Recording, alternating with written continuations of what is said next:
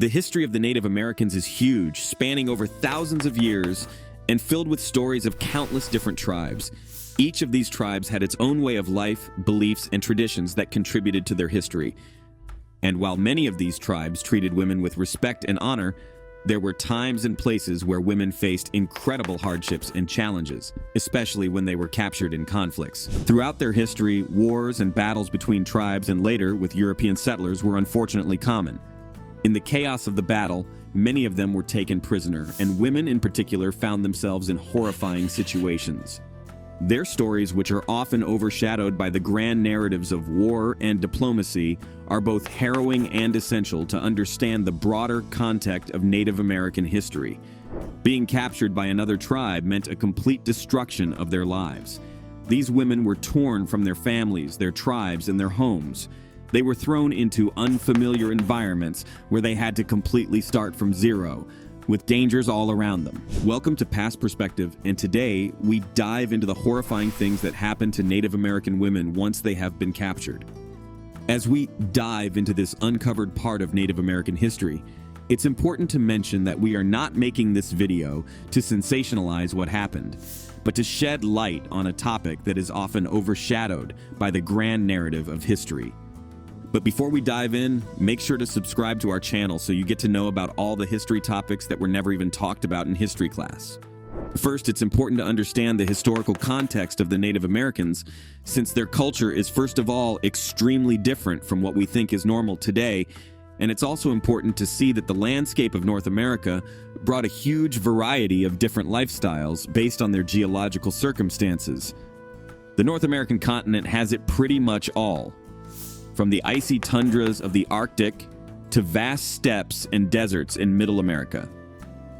Before the arrival of European settlers, there have been hundreds of different tribes, all with their own language, traditions, and way of life.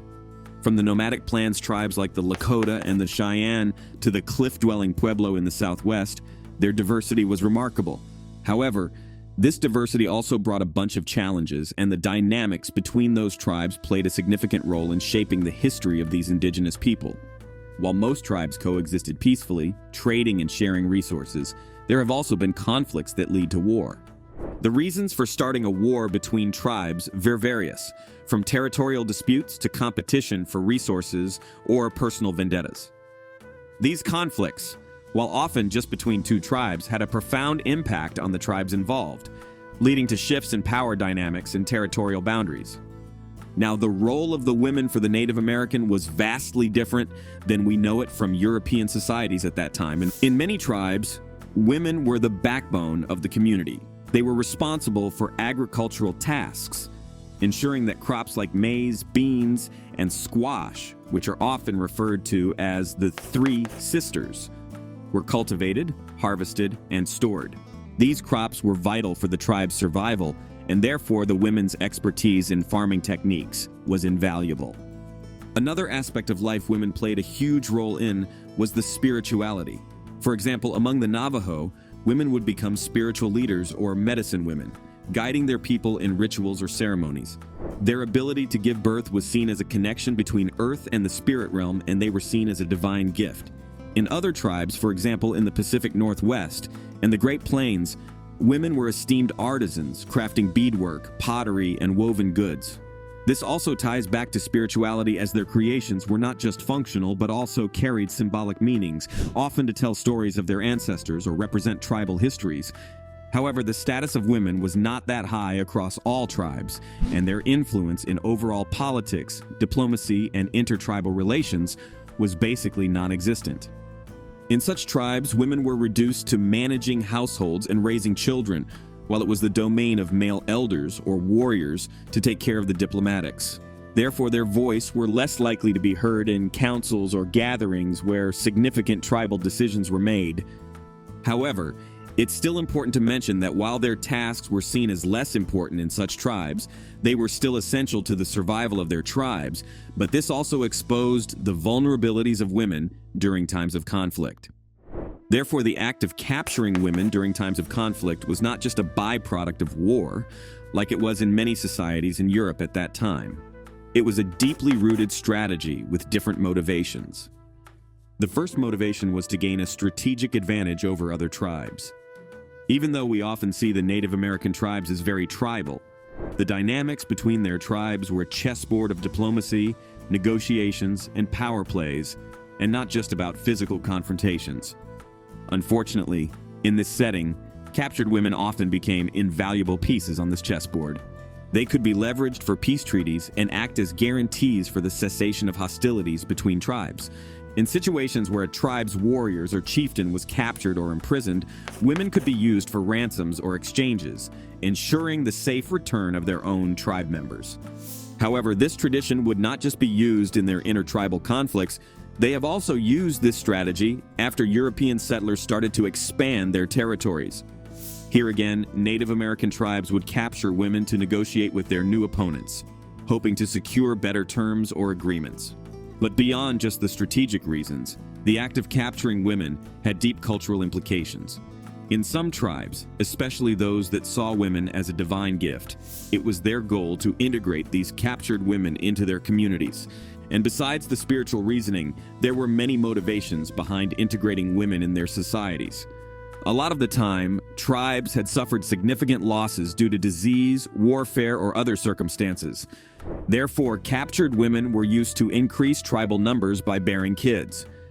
By integrating them into their communities, even forcefully if needed, tribes aimed to establish a new generation and ensure their survival.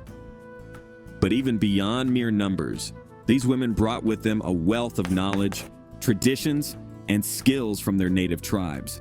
Their integration led to a blending of cultures, enriching the capturing tribe with new practices and perspectives. In a lot of tribes, this was not just about survival, but about growth, evolution, and the melding of two worlds. However, this treatment wasn't as good in all tribes, and they would face horrifying futures. And we're going to talk about that later on, but just to give you a little glimpse, in some tribes, capturing women was also seen as a way of proving yourself as a young warrior. They were sent out to prove themselves and show their bravery, skill, and their ability to ensure the tribe's future by going out and capturing women from other tribes. For them, successfully capturing a woman from a rival tribe was a mark of honor, showcasing a warrior's prowess and solidifying his status in the community. And then, the last big reason was revenge and personal vendettas. See, personal grudges, maybe coming from a past betrayal, an ancestral dispute, or a perceived slight, often resulted in a deep anger against the other tribe. In this context, capturing women from rival tribes was not just an act of war, but had a deeply symbolic meaning. To some tribes, taking women was a way to restore honor for the tribe and restore balance. It was a message loud and clear to their adversaries about the price they had to pay for their wrongdoing. In this scenario, it wasn't just about dominance. It was about pride, honor, and the tribal code of justice. However, on the other side, for the women, the experience could be horrifying, and we are going to talk about what happened to them later on. But they were thrown into a new tribe not because of their actions, but often due to conflicts they weren't even part of. This cycle of capture and retribution, driven by personal vendettas, often led to further conflicts, with each act of revenge sowing the seeds for the next, creating a never-ending loop of animosity and retaliation. But how did the life for these women look like? Well, the life of a captured woman was a constant shift between uncertainty, fear, pain, and adaptation. From their moment of capture, these women were thrown into a world that was completely new for them, with all kinds of threats. When women were first captured by another tribe, their situations couldn't be different. Some were allowed to ride on horseback to their captors, while others were tied to the horses with their hands and forced to walk back. Upon arrival, the varied. Some had very warm welcoming ceremonies where they might bathe the women and give them new clothing and hairstyles matching to their tribe. These actions were a signal for a new beginning for them with a different tribe. However, not every tribe was that gentle. Some tribes wanted to show their dominance right away and would subject the captured women to immediate tests of loyalty and endurance. These tests could include enduring exposure to harsh elements or being deprived of water. Others have been subjected to public humiliation, paraded in front of the tribe to be made fun of, and in some extreme cases, they were forced to face wild animals. You might wonder what the reason behind the treatment of these women is. and why it is so vastly different. For some tribes, these initial days and weeks were a crucial period. Their treatment towards them was a test to see what they're made of.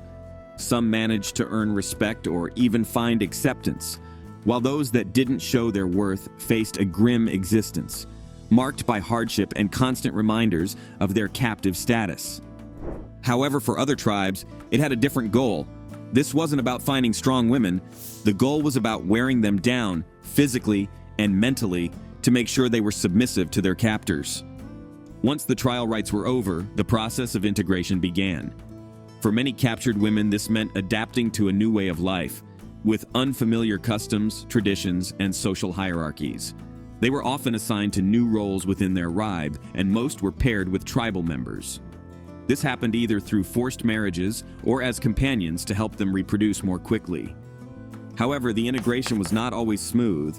Women were forced into these marriages, were forced to work on the fields and do the dirty work most other tribe members didn't want to do. On the other side, they also had to earn the tribe's language, abide by its rules, and earn the trust of its members. And the most problematic thing about this is that they didn't have another chance than just trying to fit in, because doing otherwise would result in getting expelled from the tribe and left to starve. While this was horrifying, they didn't have another choice. And over time, some managed to fully integrate and even become respected members of their tribe. But for others, they never proved their worth and were always treated like captives. This meant that they had no worth in society, were always treated like outliers, and never had any meaningful connections. Therefore, their only hope was that another tribe, or maybe even their old tribe, might come to get their captive women back. But because we don't want to make this video one-sided, amidst the backlash of captivity and challenges, the experiences of captured women were not universally grim. Some tribal members that recognized the trauma these women had undergone extended gestures of kindness, whether it was sharing a meal, offering words of comfort, or teaching them essential skills to survive in their new environment. Over time, these small actions of kindness could grow into genuine friendships, with captured women really being able to integrate into the tribe. On the other hand, there were also instances of continued mistreatment. Some captured women never got the chance to prove themselves and therefore faced daily hardships, from verbal abuse to physical mistreatment, with no other tasks than contributing to the creation of the new generation of the tribe. But now let's take a look at some of the rare stories of these women that have been well documented and handed down. One story is from Ahioka. She was a young woman from the Choctaw tribe who was captured during a raid by a neighboring tribe. Initially, she was treated with suspicion and hostility. However, her ability to treat and heal sick people using traditional herbs made her an invaluable asset. Over time, she became a shaman and well-known medicine woman within her tribe, earning respect and admiration. And while her capture started sad, she managed to integrate extremely well to her new circumstances and accepted her fate. Unfortunately, this can't be said about our next example, which is Sita.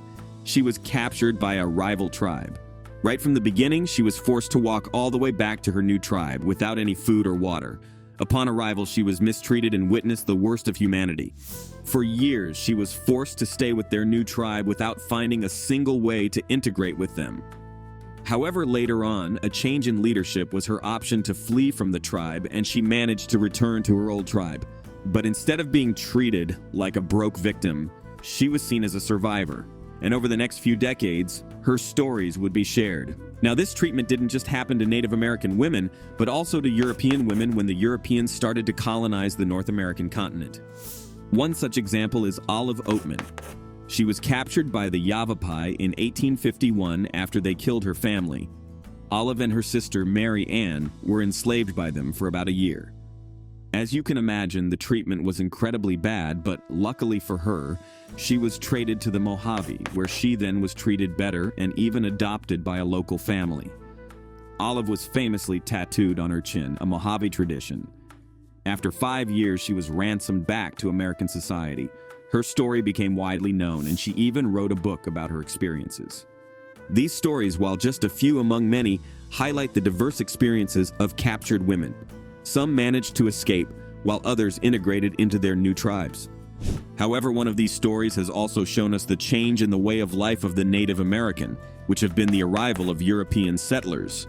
Their arrival marked the beginning of a tumultuous period of cultural clash, misunderstandings, and often violent confrontations. The practice of capturing women was one of the most misunderstood practices, as it was almost a tradition of the Native Americans. Now, while this might sound cruel, you have to remember that at that time, human rights were a faraway thought, and the societal norms were completely different. This was also the case when the Europeans didn't understand the societal norms of the Native Americans, which capturing women was a part of. See, to the European settlers, the act of capturing women was seen as barbaric and uncivilized. Their understanding was rooted in their own societal norms, where the abduction of women was a crime and a sin, which was based on their own religion. They often failed to recognize the complex cultural reasons behind such practices among Native American tribes. Their knowledge of abduction was often limited to the tales of kidnappings of pirated or criminals in their homelands, acts that were universally condemned. However, instead of dealing with the differences by trying to have an understanding of their culture, they were demonized, which later on also led to a skewed portrayal of Native American practices in the overall Western narrative. See, European settlers brought with them a patriarchal societal structure. Women in European societies were often seen as passive, needing protection, and without agency. This perspective influenced how they viewed Native American women and the practice of capturing them. Therefore, they couldn't fathom that in many Native American societies, women held significant power, influence, and agency. The European settlers often projected their own societal values onto the Native Americans, leading to further misunderstandings. Therefore, in a lot of European narratives at that time, the Native Americans were portrayed as bloodthirsty warriors and uncivilized idiots. They were depicted as violent, aggressive, and merciless, not just against the Europeans, but also against their own folks. However, this portrayal was often just pictured towards men, while Native American women often were drawn as exotic beauties that were mistreated by their own countrymen, and therefore wanted to live with the Europeans. I mean, if we look at stories like Pocahontas, you can even see the narrative that is being painted. However, the Native American tradition of capturing women didn't stop at their own females. There were countless instances where European women were captured by these tribes. And just like with their own women, the experiences were diverse. Some faced hardship and were treated as slaves, while others were adopted into tribes and integrated fully, often choosing to stay even when given the chance to return. Their stories became legendary in European communities, sometimes fueling fear and prejudice against Native Americans.